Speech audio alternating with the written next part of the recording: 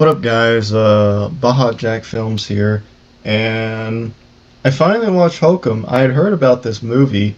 An interesting thing. Whenever it first came out, it wasn't at my theater, which surprised me. But then, not long after it came out, it showed up at my theater, but I wasn't able to go see the movie. But now that it's on digital, I saw it. Now, this is directed by Damien McCarthy. And this is his third feature film?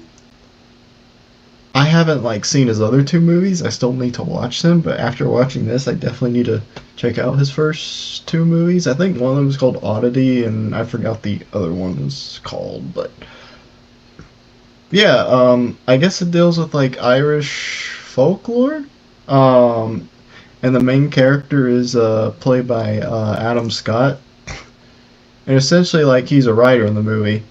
Um, and his parents are dead, and I guess at one point we're at this hotel in Ireland, and they spent time at this. I guess upstairs was this honey place for honeymoons, and they were there.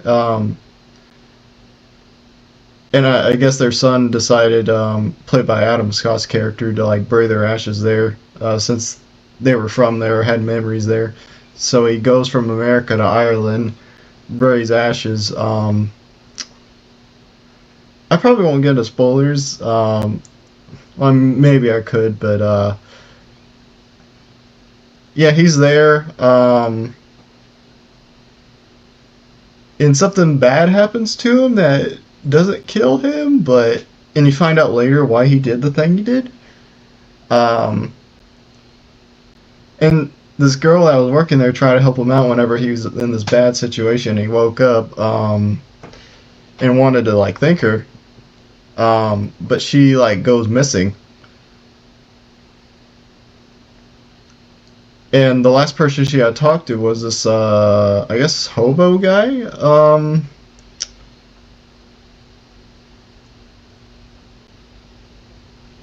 That was he talked to in the forest earlier, and he heard oh, that was the last person I talked to. So I went to talk to him. It's and he was talking about how his wife died or something, and even he doesn't know what happened to her. So they try to look into it, because it's we don't know where they were. It's because upstairs in the hotel where I was talking about the honeymoon thing, that's locked off too. It's they don't allow you to go up there, because earlier before she went missing, she had interest in going up there because heard something about, oh, the witch of this folklore could be up there or something. Um, and he remembers how she talked about that after she went missing. So they try to go up there and investigate, because it's what if she is up there? And the owner, or one of the owners of the place, not letting them go up there. But yeah, they go up there, and they start seeing some crazy shit. This witch, that if she gets hold of you, she'll drag you away, and you have to do a chalk circle around you to keep you from being attacked, I guess. And he's trying to survive, and he's locked in after he's found out something he shouldn't have. Well, the one of the owners locks him in after that, and it's just him trying to survive. And there's this I don't remember what it's called, but there's this cart thing that you can put items in, or a person could fit inside, and it goes underground. There's that up there, and he tries to go through that in order to escape, but end up going further underground. It's oh, the witch is down there, so it's ah, shit. um there was one scene early on. I'm going backward a little bit, but there's a worker there that was talking with the main character, that knew the main character. Well, not friends, but the main character's writer, and knew of his work. They're talking about what he was working on, but also the guy that was working there, he talked about how like he had heard a noise by like the elevator by the honeymoon thing that goes up, but it's like locked off. He had heard like a noise, and his hat got knocked off. So he's like, "What the hell is this?" And he put a lighter in the elevator because he was hearing a noise, trying to figure out what that was. But I'm like, you're hearing weird noises in there. I don't know if it would be good to stick your hand in there. Anyway, but yeah, just him trying to survive and like the hobo guy. Eventually, he tries to go in there. Um, but something happens with him, his character, because of that happening.